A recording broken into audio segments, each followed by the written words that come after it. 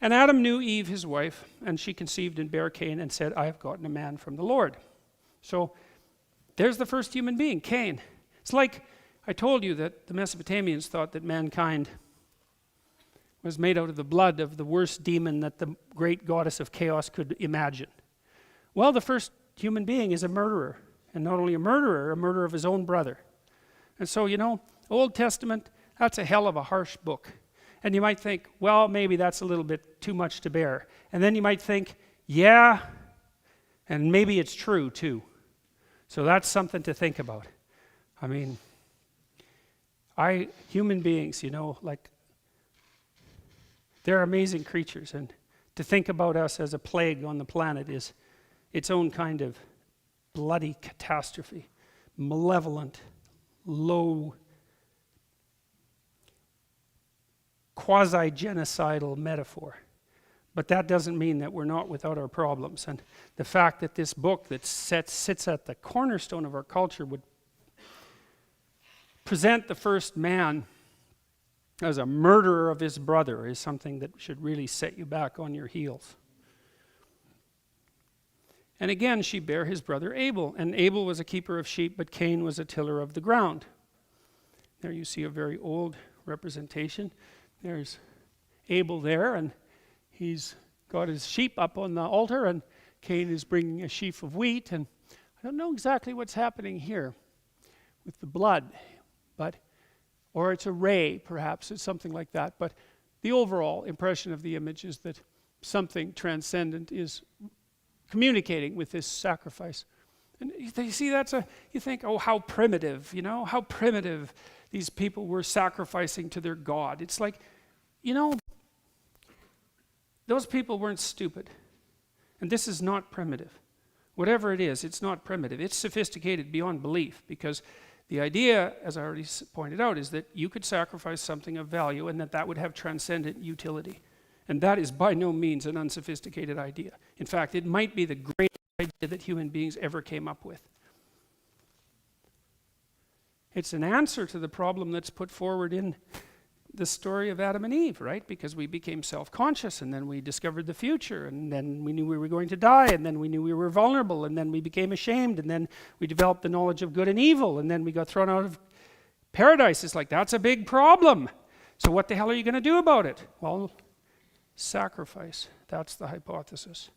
Well, that's a hell of a hypothesis, man. That's what we're doing. You made plenty of sacrifices, even to sit in this theater, and many people made plenty of sacrifices to have a theater like this exist. And many people made sacrifices so that we could actually freely engage in the dialogue that we're engaging in a theater like this.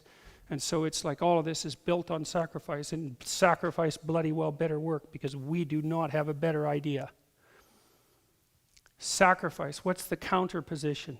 Murder and theft. So let's go with sacrifice, shall we? And perhaps we won't consider it so damn primitive, you know, because it's not so primitive. And again, she bare his brother Abel, and Abel was a keeper of sheep, and Cain was a tiller of the ground. And in the process of time, it came to pass that Cain brought of the fruit of the ground an offering unto the Lord. Okay, so he's participating in this sacrificial ritual. And Abel, he brought of the firstlings of his flock and of the fat thereof. And the Lord had respect unto Abel and to his offering.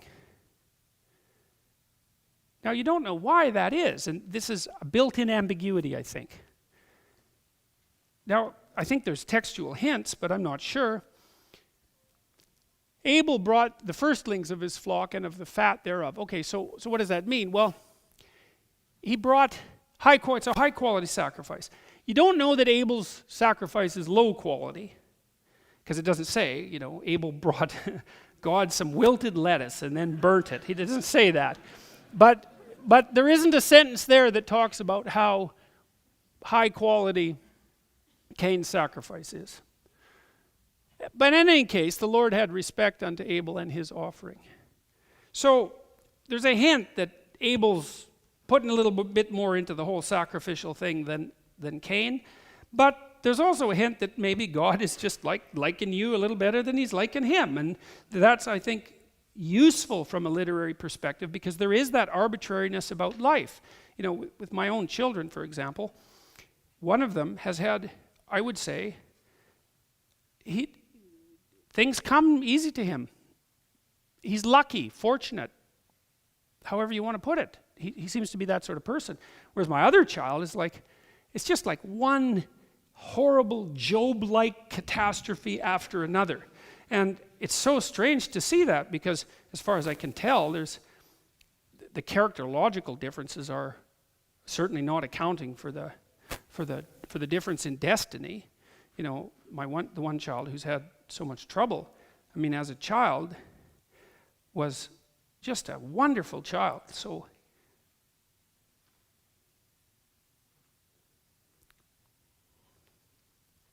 amazingly happy and easy to get along with and fun.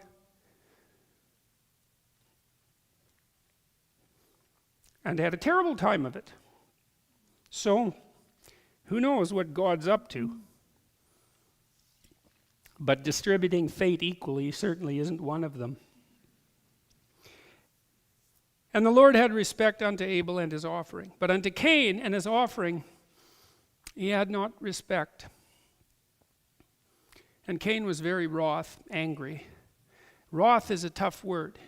You know, and these are translated many times. It's hard to get the full flavor of the words. But wroth, and his countenance fell.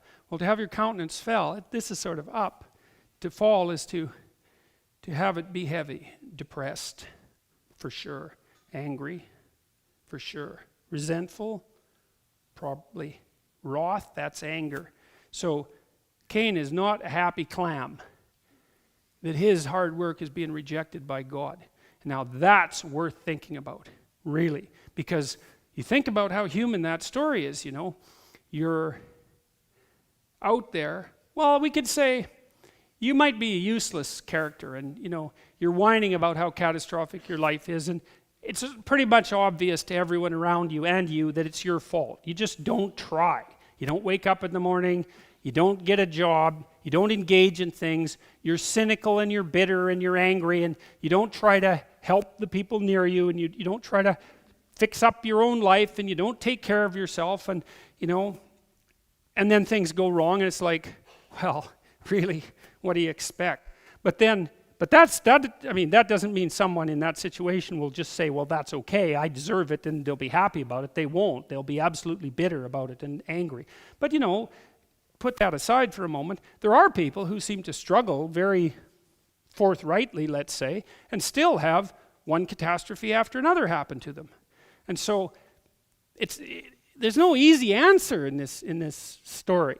It's like you can fall afoul of God because your sacrifices are second rate, or you can just fall afoul of God and you don't know why. Well, tough luck for you.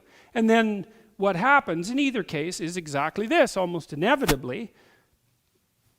Cain was wroth and his countenance fell. Well, you know, people like this write to me all the time. I've seen many of them as clients. You know, they say they're 20, not so often, 30 more commonly, sometimes 40. Their lives haven't gone well. You know, they're in a pit of despair of one form or another. And not only are they in a pit of despair, but they're extraordinarily angry about it. And God only knows what they would do with that anger if they had the opportunity to give it full voice. Right? You know, one of the things I've always thought about Hitler is that, you know, you have to admire Hitler. That's the thing. Because he was an organizational genius. You know, the thing that doesn't stop people from being Hitler, people don't refuse the ambition to become Hitler because they don't have the genocidal motivation.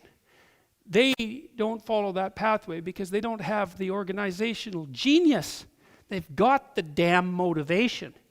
And, you know, if you take 100 people randomly and you talk to them, and you really talk to them, you'll find that 5% of them would take their vengeful thoughts pretty damn far if they were just given the opportunity. And in fact, they do, because they make life miserable for themselves and often for their family, and sometimes for anybody they can come near. And then maybe another 20% of people have that bubble up in them on a pretty damn regular basis. So, you know, you can have some sympathy for Cain. If you don't have any sympathy for Cain, then you're not. See, Cain and Abel also, they don't just represent two archetypal types of being. They represent, so it's not like you're Cain and you're Abel and you're Cain and you're Abel. It's like you're half and half and you're half and half and you're half and half. It's something like this. This is two different potential patterns of destiny. And you don't manifest one purely and the other zero. It's like it's like the line between good and evil that runs down the human heart. It's exactly the same idea. And maybe you're more like Cain or maybe you're more like Abel, but there's still a little Cain in you no matter how able you are. And maybe more than a little. And probably more than a little. And if you watch your fantasies, which I would very much recommend, you'll find that they show you dark things about you that will shock you if you allow yourself to be conscious of what you're thinking. So it's a good time when you're having an argument with someone, especially someone that you love, to just watch the pictures that flash in the back of your mind. That's part of, let's say, coming into contact with what Carl Jung called the shadow. And the shadow is the manifestation of Cain. That's a perfect way of thinking about it. And one of the things that Jung said about the shadow, because Jung was not someone you mess around with lightly, he said the human shadow has roots that reach all the way to hell. And Jung meant that. That's no metaphor for him. Now, he might not have meant it in the same way that a fundamentalist Christian from the southern US might mean it. But I would say that Jung meant it in a way that's far more terrifying and also far more true. So, and Cain was very wroth and his countenance fell.